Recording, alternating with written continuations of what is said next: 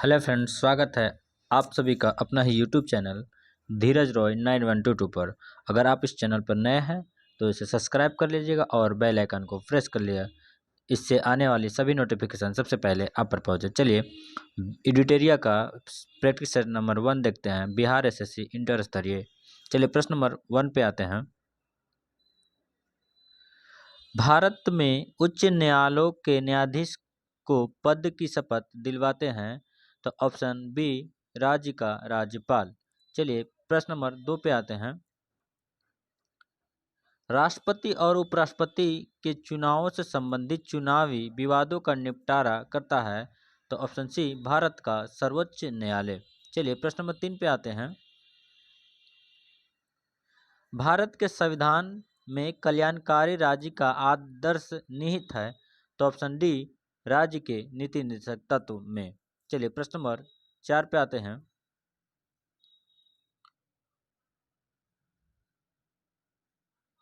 भारत में मताधिकार और निर्वाचित होने का अधिकार होता है? तो ऑप्शन डी, संवैधानिक अधिकार होता है। चलिए प्रश्न नंबर 5 पे आते हैं। निम्न में से कौन सिविल सेवा बोर्ड के पदेन अध्यक्ष होते हैं? तो ऑप्शन डी, कैबिनेट सचिव होते हैं। चलिए प्रश्न नंबर 6 पे आते हैं। लोकसभा के अध्यक्ष को पद से हटाया जा सकता है? तो ऑप्शन डी, लोकसभा के सभी सदस्यों के बहुमत पारित प्रस्ताव के कारण। चलिए प्रश्न नंबर 7 पे आते हैं। भारत का संविधान गणतंत्रात्मक है क्योंकि यह ऑप्शन डी, कोई वंशानुगत शासक नहीं है। चलिए प्रश्न नंबर 8 पे आते हैं। गांधी को चंपारण आने का आमंत्रण किसने दिया था? तो ऑप्शन ए, राजकुमार शुक्ल ने दिया था। चलिए प्रश्न नंबर 9 पे आते हैं। 1913 में पटना में अनुशीलन समिति की शाखा की स्थापना किसने की थी? तो ऑप्शन सी, सचिंद्र नाथ सयान ने किया था। चलिए प्रश्न नंबर 10 पे आते हैं। बिहार का पहला रामसर स्थल कौन सा है? तो option A, option C, Kanwar झील। ऑप्शन सी बिल्कुल राइट है। चलिए प्रश्न नंबर 11 पे आते हैं। निम्नलिखित में से कौन सी सभ्यता अपने नगर नियोजन के लिए प्रसिद्ध है? तो ऑप्शन डी, सिंधु घाटी सभ्यता। चलिए प्रश्न नंबर 12 पे आते हैं। प्राचीन भारत के प्रसिद्ध शासक जिसने अपने जीवन के अंतिम दिनों में जैन धर्म अपना लिया था? तो ऑप्शन सी, चंद्रगुप्त मौर्य। चलिए प्रश्न नंबर 13 पे आते हैं। निम्नलिखित में से कौन सी कला ग्रीक बौद्ध कला के नाम से भी जाना जाता है? तो ऑप्शन सी, गंधार कला। चलिए प्रश्न नंबर 14 पे आते हैं। सर्वप्रथम दिल्ली में अमीरों का दमन निम्न में से किस शासक द्वारा किया गया था? तो ऑप्शन बी, इल्तुतमिश के द्वारा किया गया था। चलिए प्रश्न नंबर 15 पे आते हैं।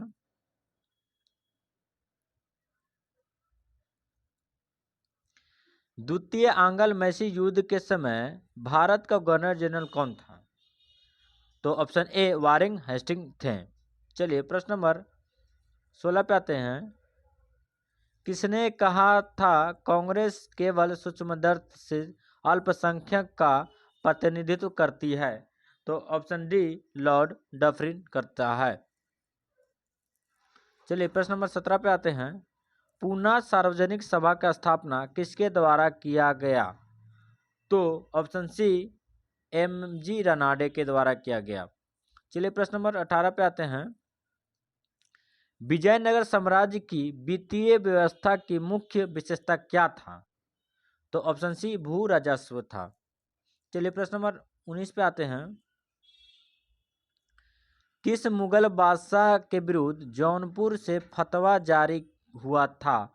तो ऑप्शन बी, अकबर के लिए। चलिए प्रश्न नंबर 20 को मिलान करते हैं।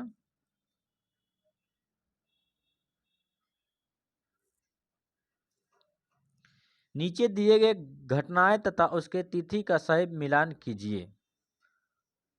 ठीक है, तो प्रश्न नंबर 20 को देखते हैं।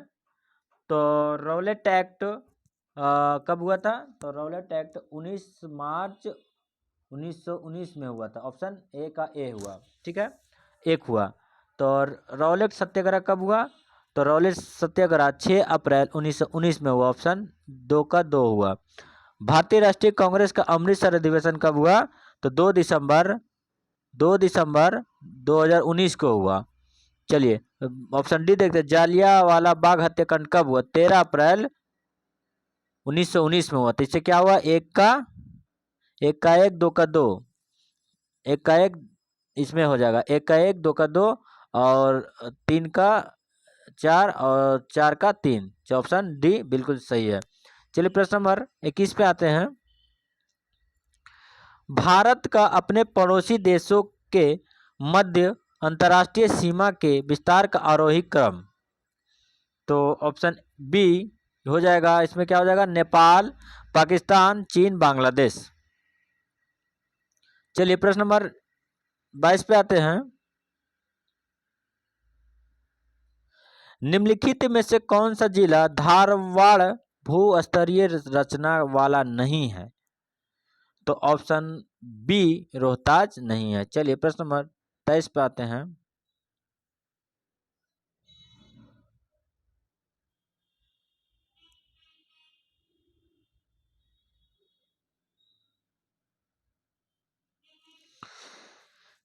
चलिए देखते हैं 23 नंबर क्या बोल रहा है। अटल टनल से संबंधित निम्नलिखित कथनों पर विचार कीजिए, इनमें से कौन से सही है? तो ऑप्शन क्या बोल रहा है? इसका निर्माण सड़क सीमा संगठन द्वारा किया गया है। बिल्कुल सही है। दूसरा ऑप्शन क्या बोल रहा है? यह मनाली और लाहौल स्पीति घाटी को जोड़ती है। बिल्कुल सही है। तीसरा, यह हिमालय से पीर पंजाल पर्वत श्रृंखला के मध्य स्थित है। बिल्कुल सही है। चौथा क्या बोल रहा है? यह भारत के लिए सामरिक दृष्टि से महत्वपूर्ण है। नीचे दे तो सब सही है। तो नीचे क्या प्रश्न आंसर देखते हैं।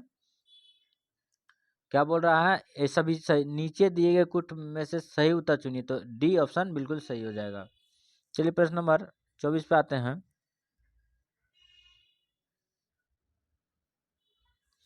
नर्मदा घाटी किन पर्वत श्रृंखलाओं के बीच स्थित है?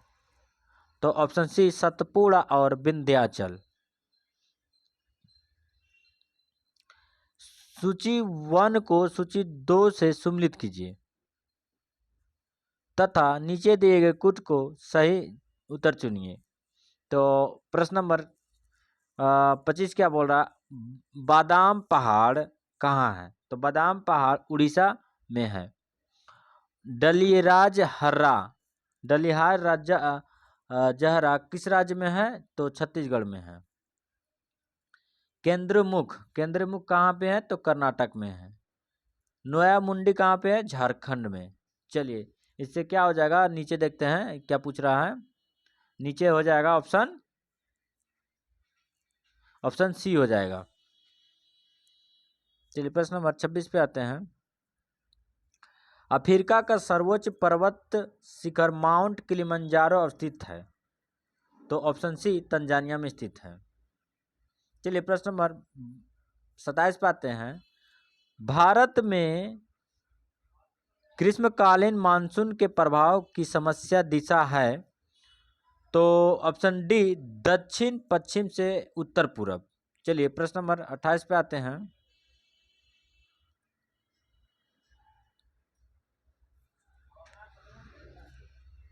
सूची 1 को सूची 2 से सम्मिलित कीजिए तथा सूचियों के दिए गए कूटों से सही उत्तर चुनिए। तो उज्बेकिस्तान का क्या हो जाएगा? ताशकंद। ऑप्शन ए का एक हो जाएगा। कजाकिस्तान का हो जाएगा दुस्तांबे, और किर्गिस्तान का हो जाएगा बिश्केक, और तुर्कमेनिस्तान का हो जाएगा अंशगाबाद। चलिए इसमें क्या हो जाएगा? ऑप्शन ए में देखते हैं क्या है। ऑप्शन 1 2 3 4 बिल्कुल सही है। चलिए प्रश्न नंबर 29 पे आते हैं। निम्नलिखित में से कौन मुद्रा के अवमूल्यन का सबसे संभावित प्रभाव होगा? तो ऑप्शन बी, निर्यात में वृद्धि। चलिए प्रश्न नंबर 30 पे आते हैं। वह दर जिस पर अनुसूची वाणिज्य बैंक रिजर्व बैंक से रातों रात धन अतिरिक्त राशि उधार ले सकती है। तो ऑप्शन बी, सीमांत अस्थायी सुविधा दर से। चलिए प्रश्न नंबर 31 पे आते हैं। निम्नलिखित में से कौन सा कार्य आरबीआई से संबंधित नहीं है? तो ऑप्शन सी नहीं है, 1 2 3 नहीं है। प्रश्न नंबर 32 पे आते हैं। भारत का आत्मनिर्भर और स्व उत्पादक अर्थव्यवस्था के रूप में स्थापित करने का प्राथमिक लक्ष्य किस पंचवर्षीय योजना का था? तो ऑप्शन सी, तीसरी पंचवर्षीय योजना का था। प्रश्न नंबर 33 पे आते हैं। राष्ट्रीय आय लेखांकन का जन्मदाता किसे कहा जाता है? तो ऑप्शन डी, साइमन कुंजनेट्स को कहा जाता है। प्रश्न नंबर 34 पे आते हैं। अंतर्राष्ट्रीय मुद्रा कोष एवं विश्व बैंक का मुख्यालय कहाँ है? तो option D, Washington DC.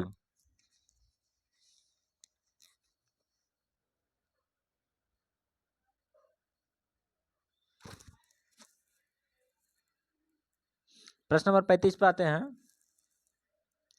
Bharat में कृषि उत्पादों में संबंधित बाजार का विनियमन कौन करता है? तो ऑप्शन सी, कृषि उत्पाद बाजार समिति अधिनियम। प्रश्न नंबर 36 पे आते हैं। निम्नलिखित में से प्रश्न नंबर 36, भारत ने किस देश को भेंट में 20 ब्रॉड गेज रेलवे इंजन उपहार में दिया? तो ऑप्शन बी, बांग्लादेश। प्रश्न नंबर 37 पे आते हैं। भारत सरकार ने वर्ष 2023-24 में साधारण धान के लिए कितना न्यूनतम समर्थन मूल्य एमएसपी निर्धारित किया है? तो ऑप्शन सी, 2183 रुपया। चलिए प्रश्न नंबर 38 आते हैं। किस मंत्रालय द्वारा पोषण भी पढ़ाई भी कार्यक्रम की शुरुआत की गई? तो ऑप्शन बी, केंद्रीय महिला एवं बाल विकास मंत्रालय। चलिए प्रश्न नंबर 39 पे आते हैं। चंद्रयान 3 जिसे हाल ही में प्रक्षेपित किया गया है का कुल वजन लगभग कितना था? तो ऑप्शन डी, 3900 केजी था।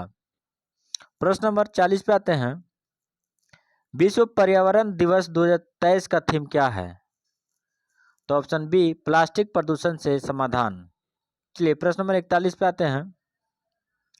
हाल ही में किस राज्य के दुबराज चावल को जीआई टैग दिया गया? तो ऑप्शन बी, छत्तीसगढ़ को दिया गया है। चलिए प्रश्न नंबर 42 पे आते हैं। 42 पे, निम्नलिखित राज्य एवं उनके राज्यपाल का कौन सा सही सम्मिलित नहीं है? प्रश्न नंबर 42 पे आते हैं। तो ऑप्शन देखते हैं। क्या बोल रहा है? केरल का आरिफ मोहम्मद खान बिल्कुल सही है। नागालैंड का ला गणेशन सही है। और त्रिपुरा का क्या हो जाएगा? क्या बोल रहा था प्रश्न में? सम्मिलित नहीं है। तो त्रिपुरा का गुरमीत सिंह नहीं है। त्रिपुरा का सतपाल मलिक हो जाएगा। ठीक है। और राजस्थान का कलराज मिश्र सही है।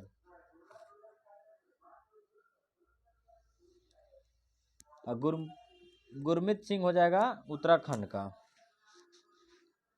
चलिए प्रश्न नंबर 43 पे आते हैं। आईसीसी क्रिकेट वर्ल्ड कप 2023 में कुल कितने टीमों ने भाग ले रही है?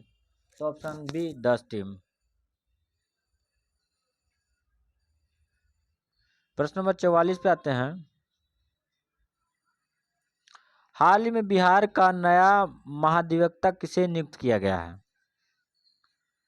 तो option A, PK shahi. Option A, पीके शाही को। चलिए प्रश्न नंबर 45 पे आते हैं, साहित्य के क्षेत्र में नोबेल पुरस्कार 2023 किससे सम्मानित किया गया है? तो ऑप्शन बी जॉन फासे को। प्रश्न नंबर 46 पे आते हैं, नागेवाजा शब्दावली किस खेल से संबंधित है? तो ऑप्शन बी जुडो से संबंधित है। प्रश्न नंबर 47 पे आते हैं, प्रोलॉग किस पीढ़ी की कंप्यूटर की भाषा है? तो ऑप्शन डी पंचम पीढ़ी की है। चलिए प्रश्न नंबर 48 पे आते हैं, अंतर्राष्ट्रीय कृषि विकास कोष का मुख्यालय कहाँ स्थित है? तो ऑप्शन ए रोम। प्रश्न नंबर 49 पे आते हैं, नकटा लोक नृत्य का संबंध किस राज्य से है? Option B Maharashtra. निखिल बनर्जी का संबंध किस वाद्ययंत्र से है? तो ऑप्शन ए सितार से है। चलिए प्रश्न नंबर 51 पे आते हैं, डीसी जनरेटर किस सिद्धांत पर कार्य करता है? डीसी जनरेटर किस सिद्धांत पर कार्य करता है? तो ऑप्शन सी फैराडे के विद्युत चुंबकीय प्रेरण सिद्धांत पर। चलिए प्रश्न नंबर 52 पे आते हैं, प्रकाश के वर्ण विक्षेपण में लाल रंग का परास होता है। तो ऑप्शन सी 6200 एंगस्ट्रॉम से 7800 एंगस्ट्रॉम। चलिए प्रश्न नंबर 53 पे आते हैं, ध्वनि की प्रबलता किसके द्वारा निर्धारित की जाती है? तो ऑप्शन ए कंपन के आयाम से। चलिए प्रश्न नंबर 54 पे आते हैं, जल के विद्युत अपघटन के समय बैटरी के ऋणात्मक टर्मिनल से जुड़े इलेक्ट्रोड पर निम्न में से कौन सी गैस बनती है? तो ऑप्शन ए हाइड्रोजन गैस बनती है। चलिए प्रश्न नंबर 55 पे आते हैं,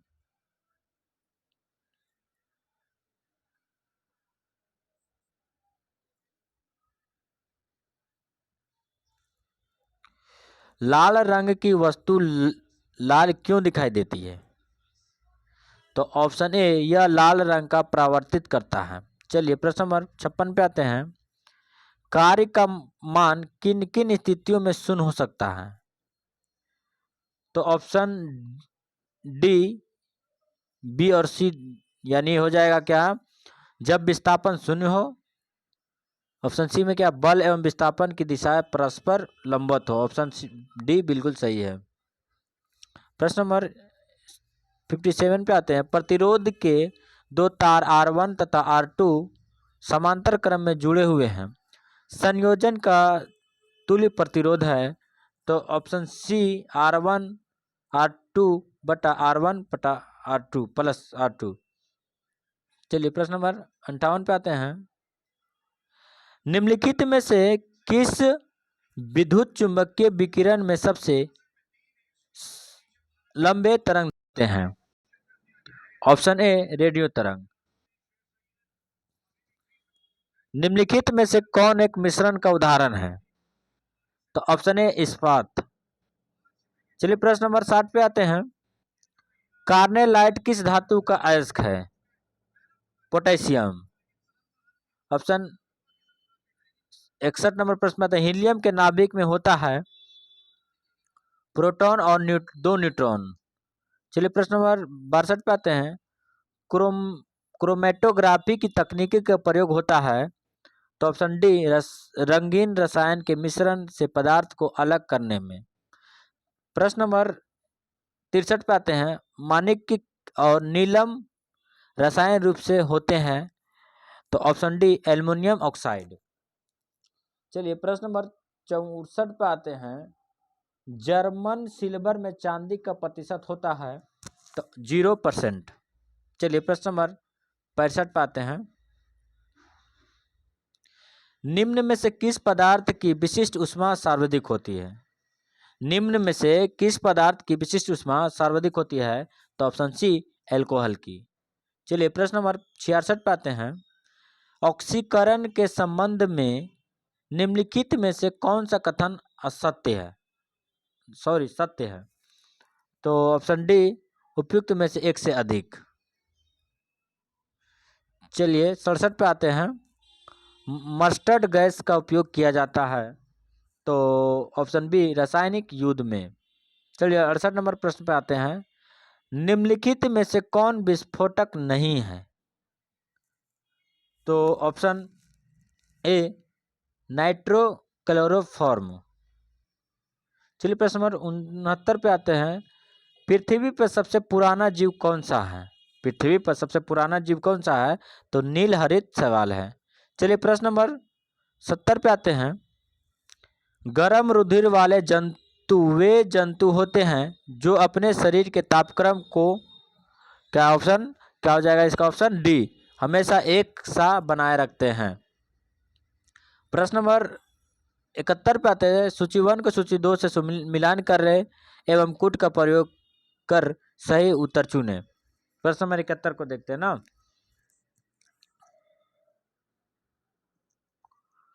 इसका क्या हो जाएगा? ऑप्शन बी हो जाएगा। मिलान कर लीजिएगा।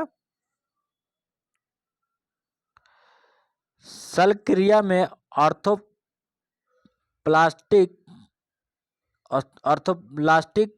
क्या है? तो ऑप्शन सी कूल्हे के जोड़ का प्रतिस्थापन। प्रश्न नंबर 73 पे आते हैं।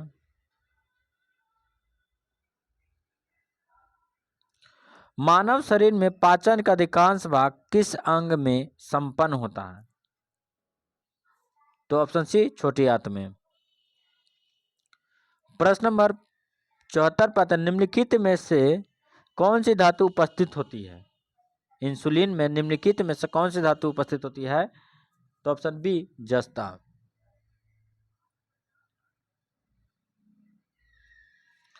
हेपेटाइटिस रोग से मनुष्य के शरीर का सीधा प्रभावित होने वाला अंग। तो ऑप्शन ए यकृत। जय हिंद दोस्तों।